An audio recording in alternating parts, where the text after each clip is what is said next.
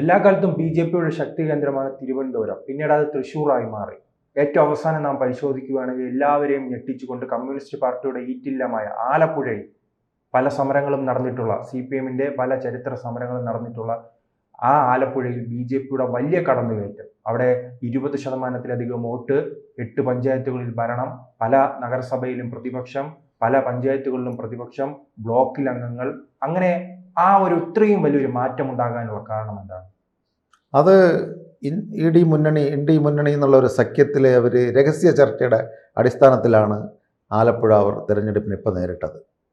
കാരണം പല പഞ്ചായത്ത്, ഉദാഹരണം ചെന്നിത്തല പഞ്ചായത്ത്, ആ ചെന്നിത്തല, അതുപോലെ തന്നെ വണ്ടൂർ തുടങ്ങിയ പഞ്ചായത്തുകളിലെല്ലാം ഇത്തരത്തിലുള്ള അവിശുദ്ധ കൂട്ടുകെട്ട് വന്നത് ജനങ്ങൾക്ക് മനസ്സിലായി.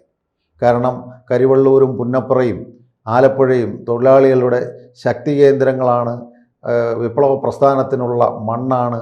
ഈ മണ്ണ് ആലപ്പുഴ താമര വിരികയില്ല, താമര പൊഴിഞ്ഞു പോകുമെന്നൊക്കെ പ്രസംഗിച്ച് നടന്ന ആ നേതാക്കൾക്ക് കിട്ടിയ തിരിച്ചടി സഖാക്കളുടെ കുടുംബങ്ങളിൽ നിന്ന് തന്നെ ഈ ആലത്തൂരും ചെന്നിത്തലയും അതുപോലെ പല പഞ്ചായത്തുകളിലും ഇന്ന് BJP ഭരണത്തിൽ വരുവാൻ കാര്യം. കാരണം 2020-ൽ 3-4 പഞ്ചായത്തിലെ BJPക്ക് ഭരണമുണ്ടായിരുന്നുള്ളൂ. പക്ഷേ ഇന്ന് 8 പഞ്ചായത്ത് ആലപ്പുഴ ഡിസ്ട്രിക്റ്റിൽ BJP ഭരിക്കുവാൻ ഇന്നലെ സത്യപ്രതിജ്ഞ ചെയ്തിട്ടുണ്ട്. ഇതിന് ഉത്തരവാദി കമ്മ്യൂണിസ്റ്റും കോൺഗ്രസുമാണ്. കാരണം BJPയെ തോൽപ്പിക്കണം ആലപ്പുഴ.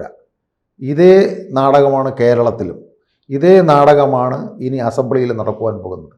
BJP കേരളത്തിനകത്ത് ജനാധിപത്യം, ഈ വിഭാഗീയത ഏറ്റവും കൂടുതൽ ഉള്ള ജില്ലയും അതോടൊപ്പം തന്നെ ഈ ന്യൂനപക്ഷങ്ങൾ പാർട്ടിയെ വിഴുങ്ങുന്നതായ പ്രധാന നേതാക്കൾ തന്നെ പറയുന്ന ഒരു മണ്ഡലമാണല്ലോ, ഒരു പ്രദേശമാണല്ലോ ആലപ്പുഴ. അതെ, കാരണം ഒരു BJP നേതാവിനെ വീട്ടിൽ കയറി കൊലപ്പെടുത്തുന്ന സാഹചര്യം ഉണ്ടായിരുന്നു. അതെ, ശ്രീനിവാസൻ എന്ന് പറയുന്ന ആ വക്കീലിനെ വീട്ടിൽ കയറി മർദ്ദിക്കുകയും അമ്മയുടെയും കുഞ്ഞിൻ്റെയും മുന്നിൽ വെച്ച് വെട്ടിക്കൊലപ്പെടുത്തുകയും ചെയ്തു.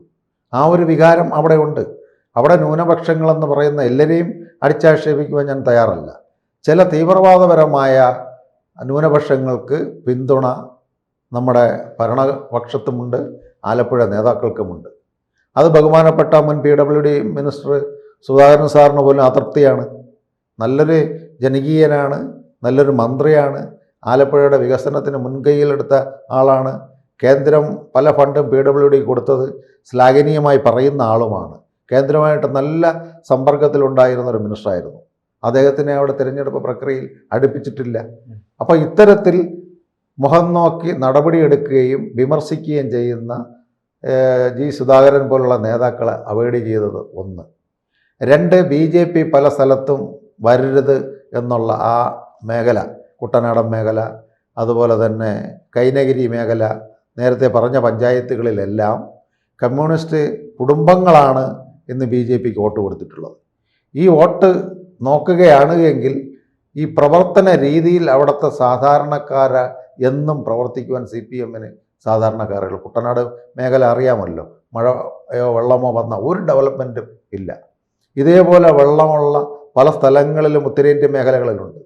അവിടെയെല്ലാം പദ്ധതികൾ നല്ല രീതിയിൽ ബണ്ടുകൾ കെട്ടി അവരുടെ വീടുകൾക്ക് സുരക്ഷിതത്വവും കൃഷിയിടങ്ങൾക്ക് സുരക്ഷിതത്വവും, അവിടുത്തെ നെൽ കർഷകർ അനുഭവിക്കുന്ന കഷ്ടതകൾ പറഞ്ഞ് അറിയിക്കുവാൻ പറ്റാത്തതാണ്. കർഷക തൊഴിലാളിയുടെ പാർട്ടിയാണ് CPM.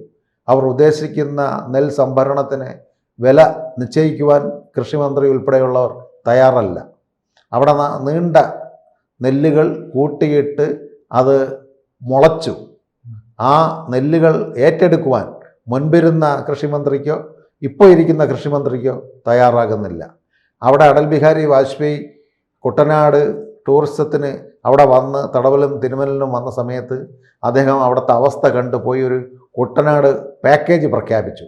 കുട്ടനാടിൻ്റെ നെൽ കർഷകർക്കും തെങ്ങ് കർഷകർക്കും താറാവ് കൃഷിക്കാർക്കും ഒരു പദ്ധതി പ്രഖ്യാപിച്ചിട്ട് പോയിട്ട് അത് 1-2 രൂപയല്ല, 200 കോടി രൂപയുടെ ഒരു മാസ്റ്റർ പദ്ധതി പ്രഖ്യാപിച്ചിട്ട് ആ കർഷകർക്ക് വേണ്ടി ഒന്നും ചെയ്യുവാൻ കഴിഞ്ഞിട്ടില്ല. നമ്മുടെ അവിടെ ഒരു കർഷക സമരം നടന്നു.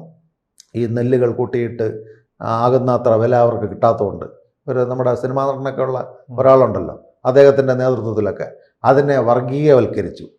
ഹിന്ദു വർഗീയ ഫാസിസ്റ്റുകളാണ് ഈ സമരത്തിന് വന്നത്.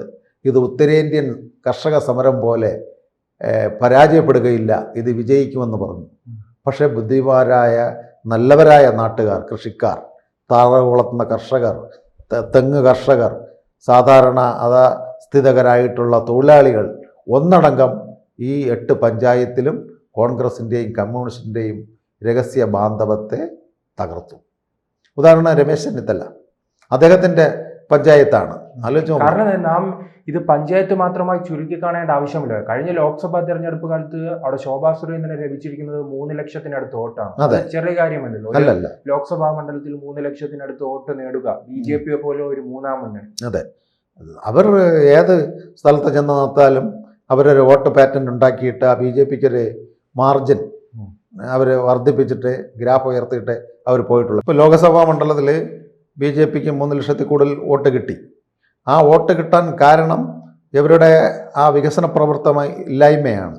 ഉദാഹരണം ചെങ്ങന്നൂരിൽ ഭാരതീയ ജനതാ പാർട്ടിക്ക് നല്ല ഭൂരിപക്ഷത്തിലേക്ക് അസംബ്ലി തിരഞ്ഞെടുപ്പ് വന്നപ്പോൾ അവിടെ നിന്ന് ഏറ്റവും കൂടുതൽ വോട്ട് കിട്ടിയത് ശോഭാ സുരേന്ദ്രനാണ്.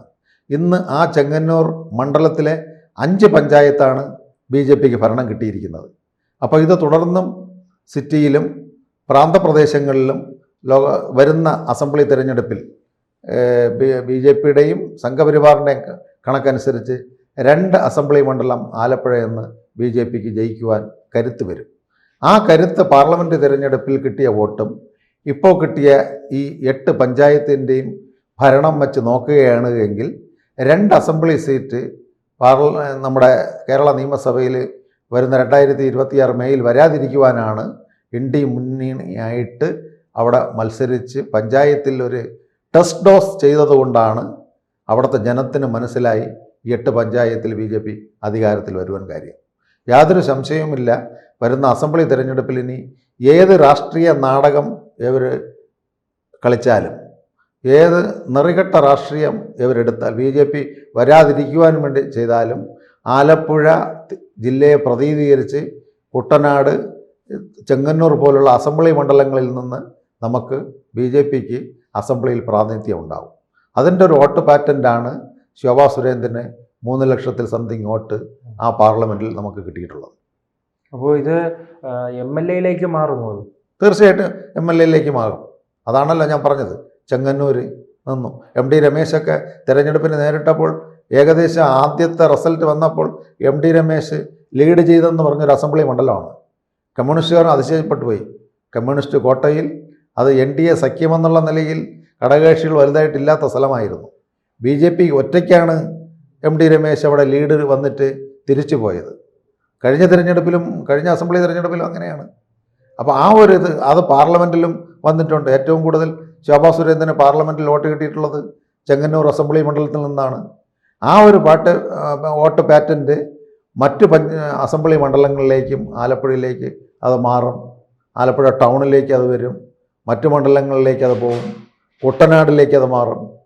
കുട്ടനാട് നല്ല രീതിയിൽ പ്രവർത്തിക്കുകയാണെങ്കിൽ BJPക്ക് അസംബ്ലിയിൽ അടുത്ത MLA കിട്ടുവാൻ കഴിയും. ഈ മാർക്സിസ്റ്റ് കമ്മ്യൂണിസ്റ്റ് ND സഖ്യം വരാതിരിക്കുകയാണെങ്കിൽ.